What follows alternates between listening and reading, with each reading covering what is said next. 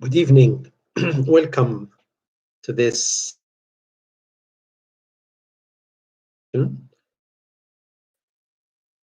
devoted to irony in Edgar Allan Poe's tale, short story.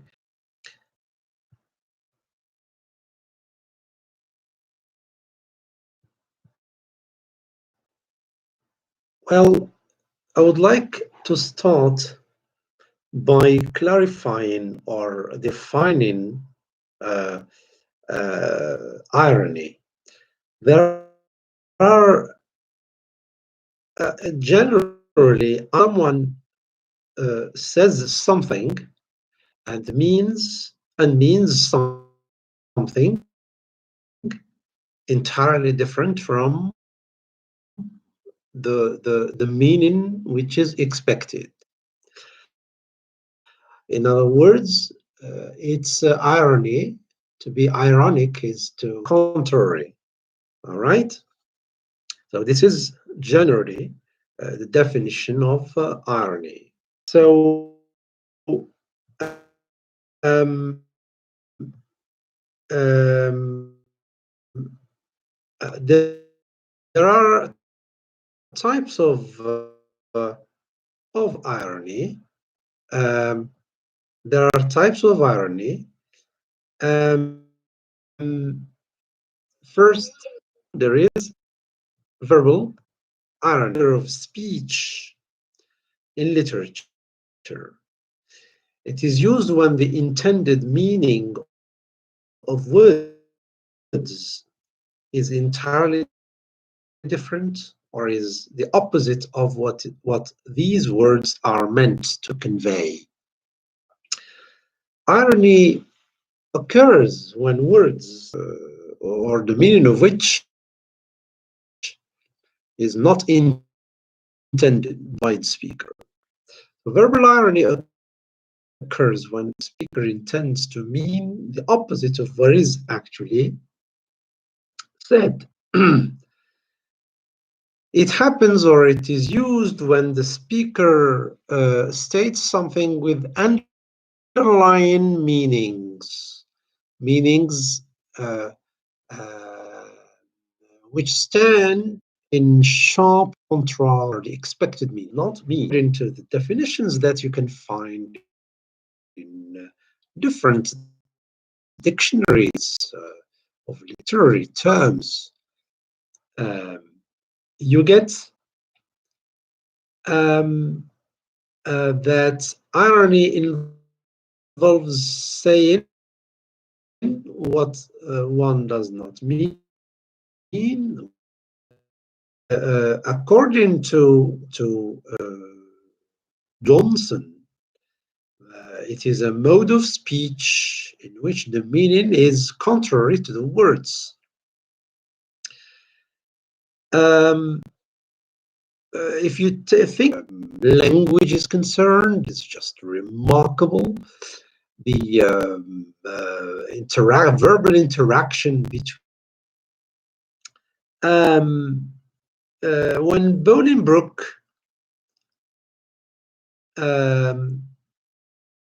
when Bolingbroke in Richard II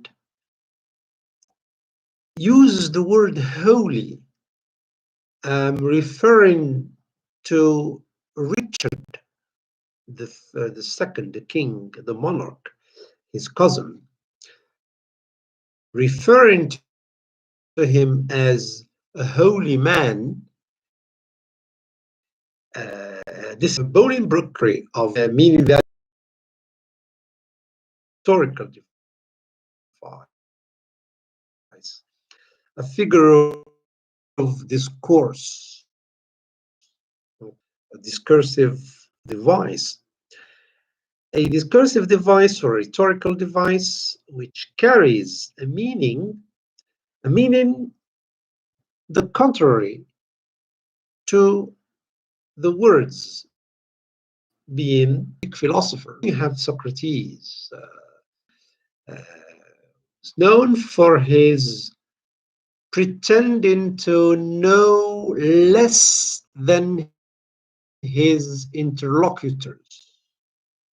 And he used to do that in a kind of, he pretends to be ignorant, not to know as much as the interlocutor, which is a discursive trick to he used to use against his adversaries in debates, in public debates. And translations in of the dialogues in the Republic by Plato pretends to know less than the interlocutor when the speaker to undermine his or her interlocutor.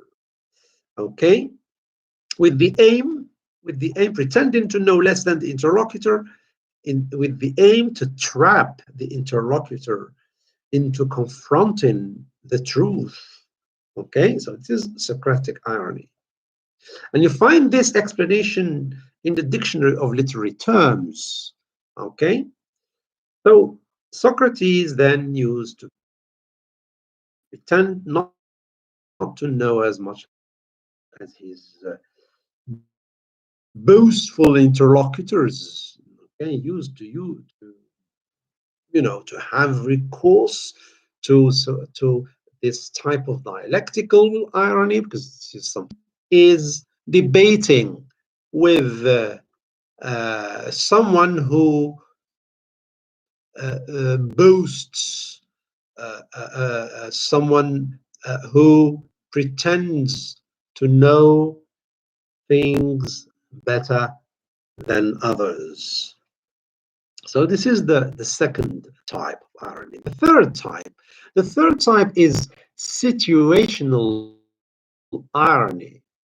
Okay, situational irony, literary device which is used when something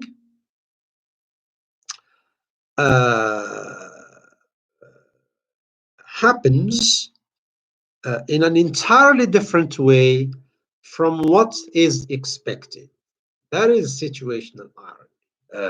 It is the contrary of what ultimately happens. Okay, all right. It occurs when a sort of incongruity appears between expectations of something to occur and what actually or ultimately takes place instead of what was expected in the beginning or initially. So the final outcome is then the contrary or the opposite to what is being expected. Situational irony then generally includes irony. Okay, dramatic irony. Okay, or a narrative device. It is a plot device which creates the readers, the audience in drama, or then the character in the story. The audience in theater, or spectators, or you not know, is not aware of what's going to happen. The audience, the viewers, spectators, they know what's going to happen. So a character may be the only one on stage who does not know what is going to happen. This is dramatic irony. It happens usually in drama, but in fiction, it can happen or occur, or okay, because it is has to.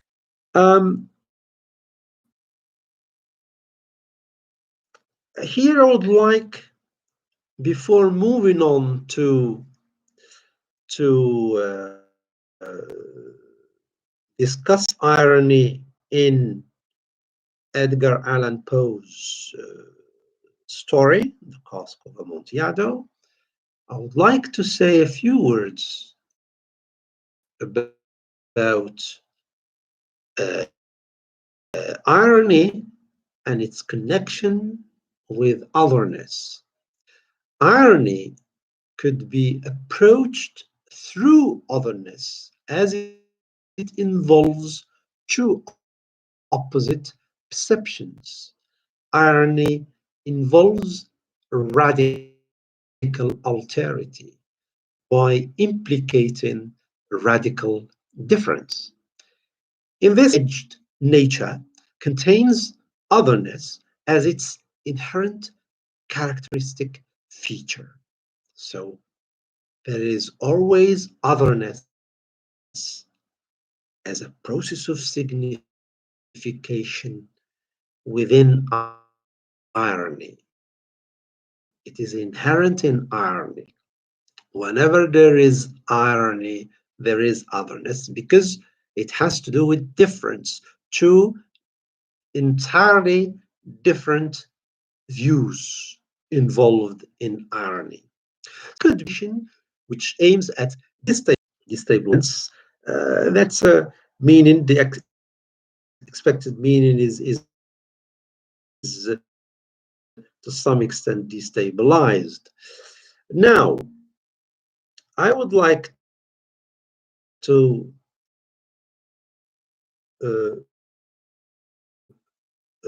move on to discuss irony in the Cask of Amontillado. In this tale, Edgar Allan Poe resorts to irony in various ways. He uses A, verbal irony, B, situational irony, and C, dramatic irony. Let us see that. Let us see how Edgar Allan Poe uses verbal irony. His story is based on irony, which, as we have already from the beginning, from the outset, Montresor, the narrator, declares his determination to execute his plan of revenge. Not suppose, however, that I gave utterance to a threat. In here, he's excluding, and in fact, his words here, they say something, but the story, Montresor demonstrates not only his determination, but the cold-blooded behavior of Montresor and the way he carries it, which governs the tale as a whole. Okay? It is this cold-blooded self-control that characterizes, which permeates the tale as a whole. The high degree of hypocrisy, this various paragraph, the narrator hints at the use of two types of irony, verbal and non-verbal. Irony through the use of words and irony as revealed.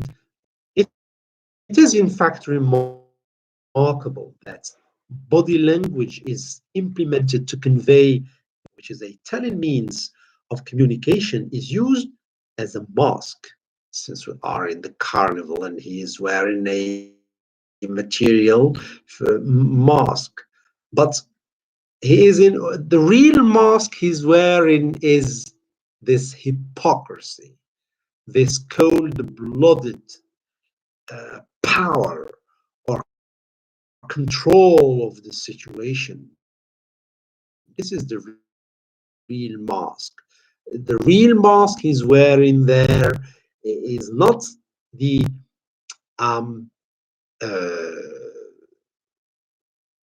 cloth he is putting on his face. It is, in fact, his cold-blooded hypocrisy and the self-control with which, sorry to talk to you about masks in this period where in many areas across the planet people need to wear masks for their interaction with each other. And this is I don't know what kind of irony it could be. Very ironic that we are talking about that now in this period of pandemic. So the smile, as we said, is a telling means of communication. Of course, it is important. And when someone is wearing a mask, then probably there is no cripple or with it is used as a mask here. Okay, the smile in hypocrisy can be concealed. Friendship or mask to hide his hateful intentions or revengeful intentions. I quote from the tale, the quotation. I continued, as was my wont, to smile in his face, and he did not perceive that, is in italics in the text, was at the thought of his emulation. The word emulation is okay, behind the smile there is a criminal intention. Okay, and Montresor's smile is ironic and highly sophisticated, as it means exactly the eye. It can be considered as a variation of verbal irony. If the smile is to be language, well, this is a matter of debate or explanation. If otherness is acknowledged as a process of signification, useful in exploring infinite possibilities of meaning, then Montresor's ironic smile speaks volumes about nonverbal. The least we can say.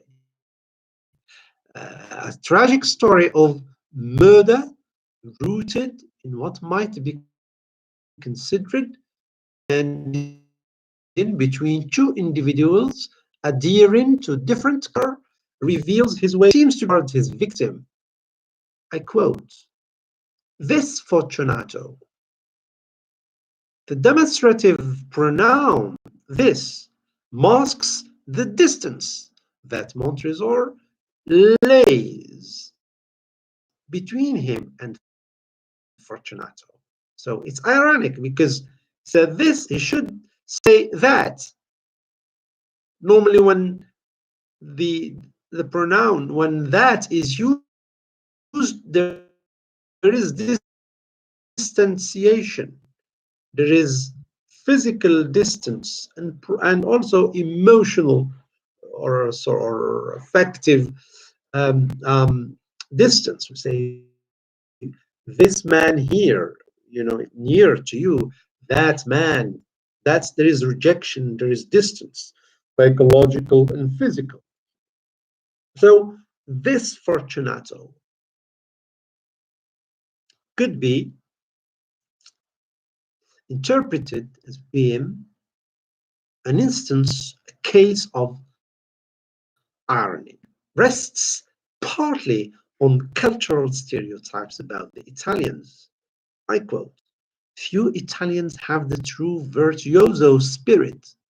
For the most part, their enthusiasm is adopted to suit the time and opportunity. So from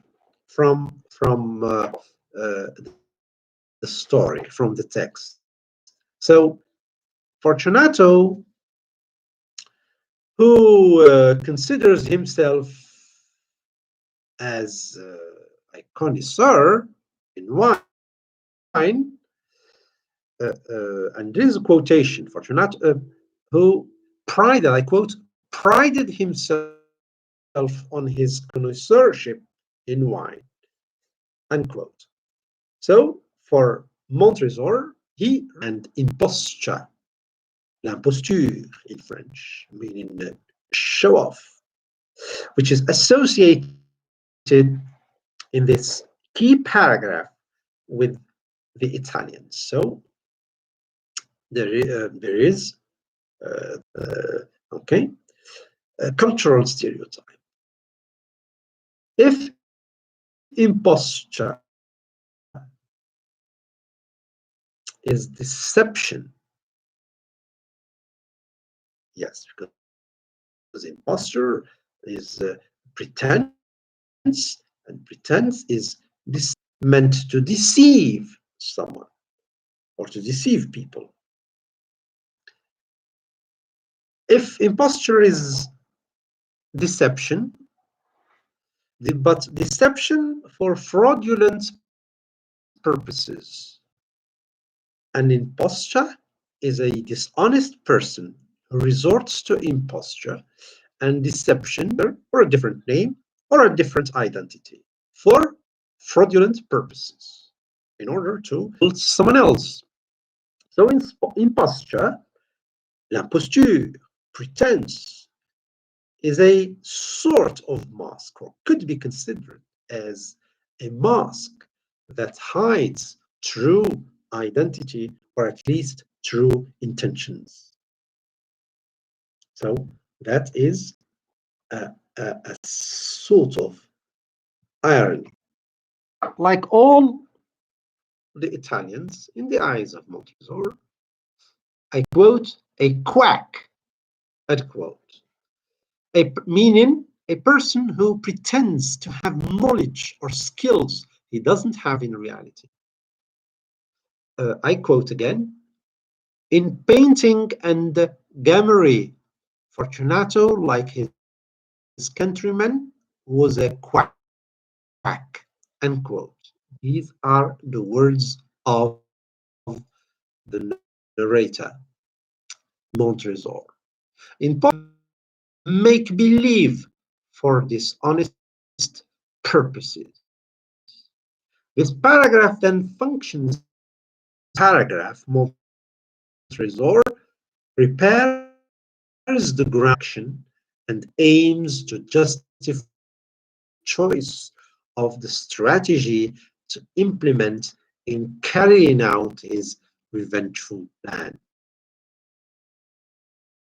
So Montresor is shrewd enough to end his discourse of otherness by admitting to share a characteristic feature with Fortunato that Fortunato has one. He was, in this respect, I did not differ from him materially. I was skillful in vintage, when I could. Unquote. These are the words of the narrator or X known. Why marks an instance of verbal irony. This word is the word sincere. This word is selected and chosen for its ironic undertones. It is in fact striking. It is strikingly ironic to use the word sincere as a quack, someone who assumes deception and pretense and stands far away beyond being sincere. Fortunatus' lack of self-control when he indulges in drinking. So, as we said in an earlier video, his weak spot is his sincerity, but sincerity in drinking. Very ironic. Is in fact Fortunato's weakest spot, through which he will be outwitted.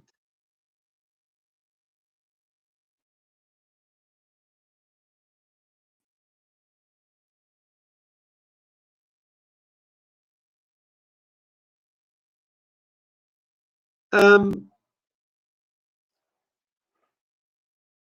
in this was this part because I started in the Mask of Amontillado. Now in a second part, I'm going to focus on the encounter at the carnival. Okay, the encounter at the carnival. So now that's the reader. It is the structure of the story that's by the narrator. The author starts dramatizing the physical encounter between the two protagonists during the carnival. Short story. The choice of the carnival circumstances is matched by its opposite, which is the setting in the underground space of Montresor's family house. The setting of the tale is governed by dichotomy involving darkness and light. The carnival with its vaults, the light festive atmosphere during the carnival is matched by the oppressive feeling that permeates the underground vaults and catacombs due to darkness, damp, and smell. Addressed to Fortunato. I quote, I was so pleased to see, quote, when uh, there is an encounter between this pandemic here has destabilized some cultural behaviors such as hugging, kissing, handshaking. Back to other, they hug each other with energy, or they shake hands, or they give each other, okay? But that handshake Fortunato manifests for Montresor due to the effect of drinking is matched by the extreme cold blood with which the narrator masters irony. The climax of his hypocrisy is reached when he addresses his victim in these ironic words. In these common ironic words. I quote, "My dear Fortunato have met me." So Fortunato is far from being then lucky to meet Montresor that day, which is the end of his life. It is rather a case of bad luck that this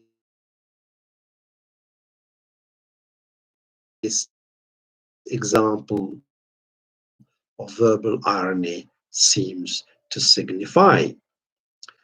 Montresor also resorts to Socratic or dialectic, pretends to know less than Fortunato in matters of old wines. Earlier in the text, in fact, the narrator states that he knows as much as his Italian rival. I quote, "I have received doubts." This is Montresor speaking to Fortunato, pretending to have doubts, not to know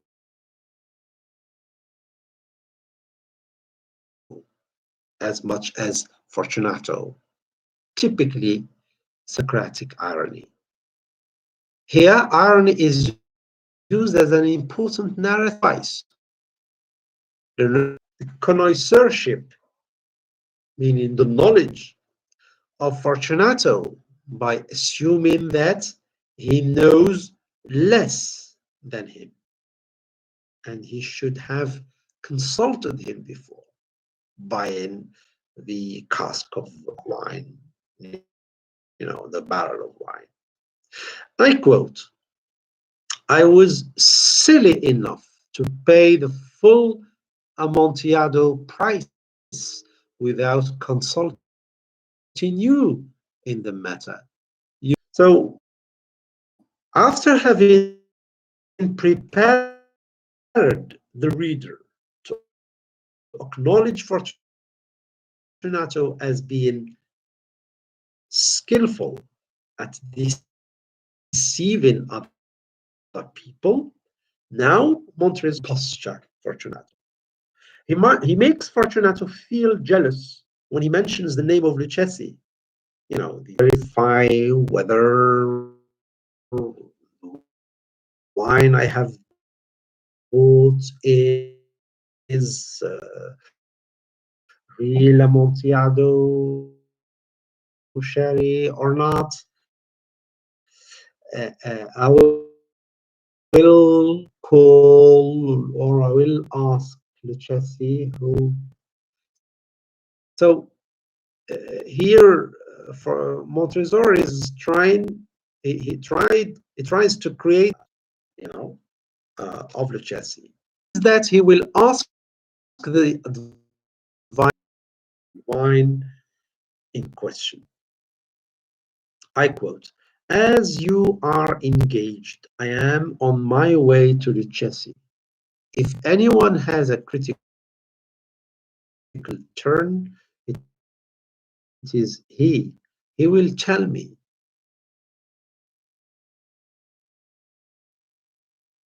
So this is the quotation. This is a Montresor with his cold-blooded Amontillado and sherry.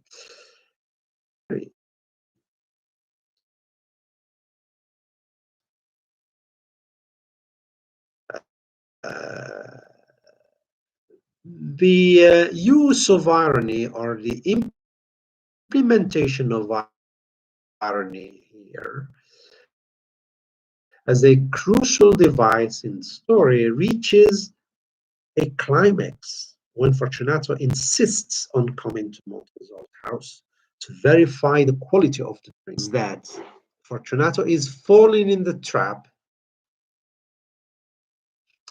In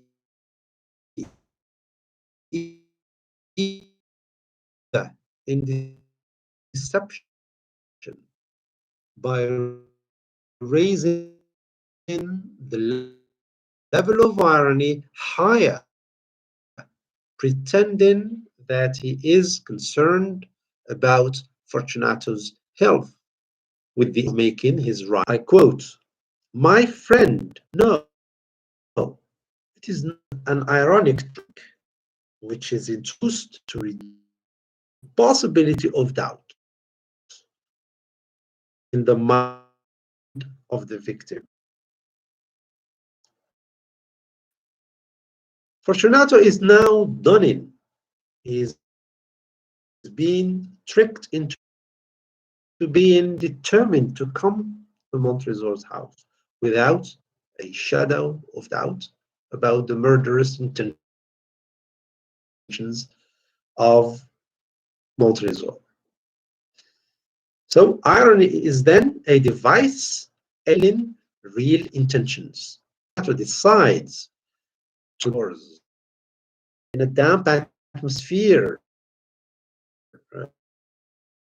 imbued with the uh, substance, so manipulated that he claims that the code is nothing.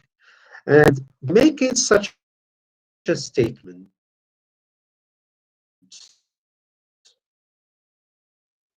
Fortunato reveals a case of dramatic irony because he doesn't know. We readers, we know. Okay? Dramatic irony. It is true that the code that makes him cough is merely nothing compared with what will happen to him in the vaults. And that's again ironic. The dark and damp underground, which actually ironic but also sarcastic as far as the term friend. Sarcastic, isn't it? I quote, "My poor friend found it impossible to reply for many minutes." Unquote. The dramatic irony continues when Fortunato manages at last to say that, I quote, "it is nothing." Unquote.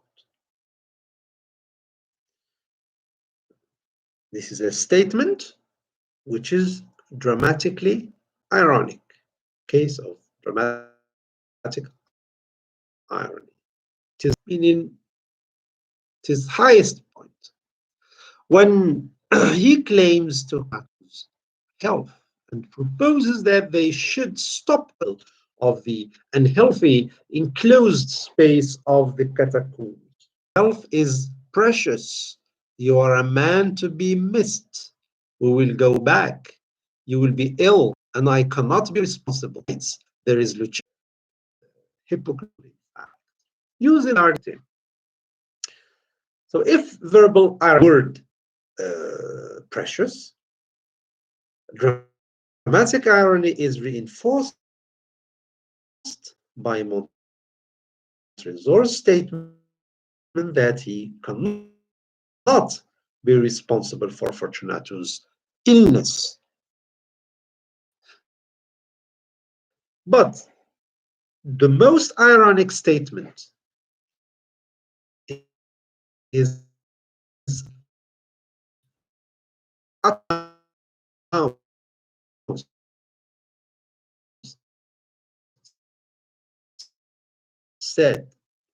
stated by Fortunato when he says that, I quote, "the cough is a mere nothing," unquote.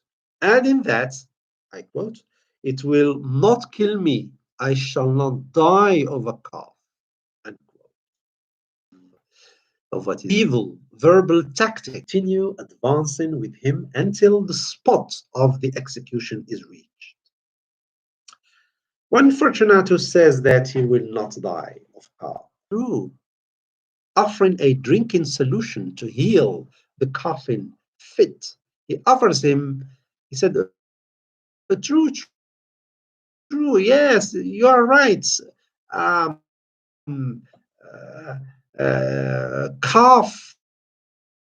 coughing is not going to kill you, you know. You're not going to die of a cough. Particularly, there is drink here. Have a glass of wine. It will heal. It will alleviate your cough. It will do you good, you know, to reduce or to heal your coughing fit. True, should use Renew, Medoc, French wine, famous French wine, is going uh, to make us feel better in the underground space of this big family house. Montresor's objective is not to heal Fortunato's cough and protect him from the damp, but the real motive is so that he can become physically weaker and easier to control. Is highly dramatic. It is the narrative device in the story. When Montresor offers the wine to the usual ceremony of drinking celebrate or pay tribute to someone or something. When Fortunato is offered the drink, he pays a homage, I quote, to the buried that repose around, meaning those bodies bear family house. These are the bodies of mother, father, uncles, or grandfathers or great grandfathers or parents. Okay, so um, so this is ironic. Okay, while Fortunato drinks to pay tribute to the dead bodies buried around in the vault, Montresor drinks to wish his victim a long life, knowing that it is going to be. I drink, he said, to the buried that repose around us. This is uh, Fortunato. And I to your long life. When the narrator traps his victim in the enclosed recesses and manages recesses space, enclosed, underground recess or space.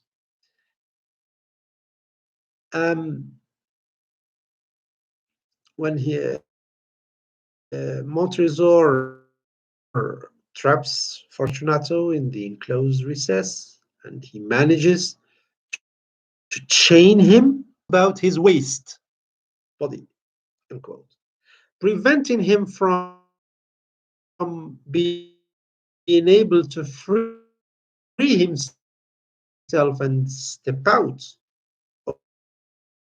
away. Fortunato is too much, I quote, too much astounded to resist physically easy wine.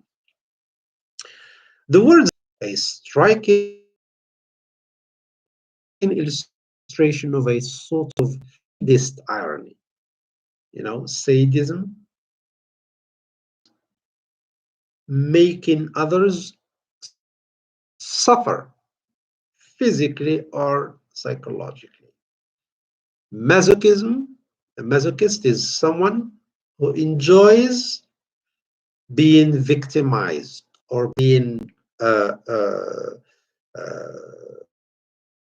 the wall. You cannot help feeling the nitre. Indeed, it is very dumb. Once more, let me is used in italics in the text. Once more, let me implore you to return, meaning not to go that far, to go back. This is not what Montresor must positively leave you, but I must first render you all the little attentions in my power. End quote. The little attentions in the host's power. When there is a host, generous host, welcoming someone at home, taking care of someone with those little attentions to make the stay comfortable for the guest. Okay, but yes, here we have a host and we have a guest. So the guest is Fortunato and host is the criminal Montresor, the killer. It is then strike victim to return after having chained him in an enclosed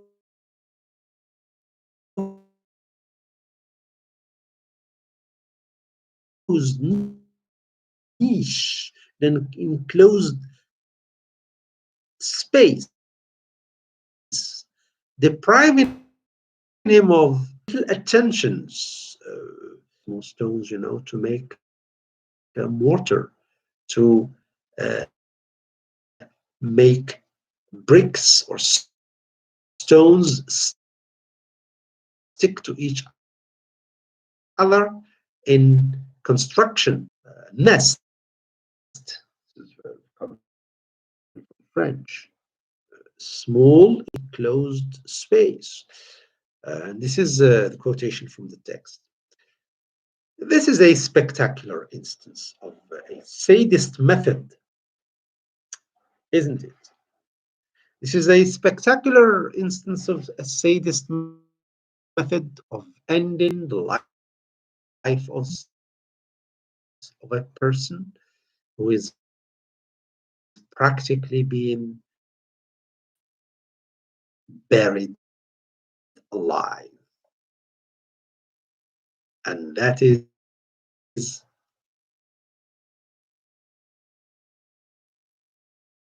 a terrible thing originating from mental disorder. Demonstrate a sadist manipulation consisting in burying his victim stunned. Shrill screams arising from the chained victim in the dark. Fortunato is trapped there, left to die. He starts in an extremely shrill way, if not squeaking, and that frightens Montresor. And he is stunned by emanating from this chained form of a dehumanized, okay? A chained form is the phrase you being dehumanized. He has lost humanity. He belonging to different world. the word of the uncanny, of the mysterious, of the bizarre that uh, Edgar Allan Poe was so. At this precise moment, the situation has slipped away. Another uncontrollable dimension.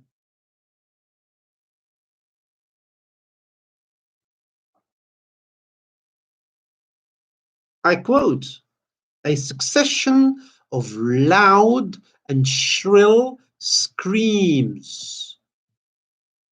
Loud and shrill screams bursting suddenly from the throat of the chained form seemed to thrust me violently back. For a brief moment, I hesitated. I trembled. Powerful words. The reader here witnesses a sort of by his own victim, ironic of ways. This is situational irony, where the unexpected happens. It is also a case of dramatic is trembling out of terror. He who terrorizes his victim. I quote, I replied, these are the words of Montresor. I replied to the yells of him who clamored. I re-echoed, I aided, surpassed them in volume and in strength. I did this, and the clamorer grew still. The two of them are yelling, screaming, and shouting in a kind of madness. The situation has gone beyond control as the executioner is the clamor to be coming is the Shakespearean way. He has turned into an other, a creature inhabiting the other world, the world of the unknown, the world of guilt.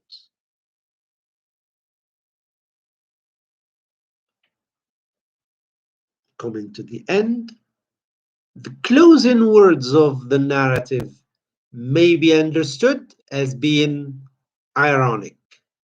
The Latin expression for rest in peace, it's the last, these are the last words in Latin in story, because the story closes with these words. So these words may suggest that Montresor has never known peace of mind for 50 years. From the moment he commits echoes like a confession of his hideous crime. Being a narrative as well is closely connected to otherness, which is nothing else but a process of signification, opening the scope for an infinity of interpretations. Thank you very much.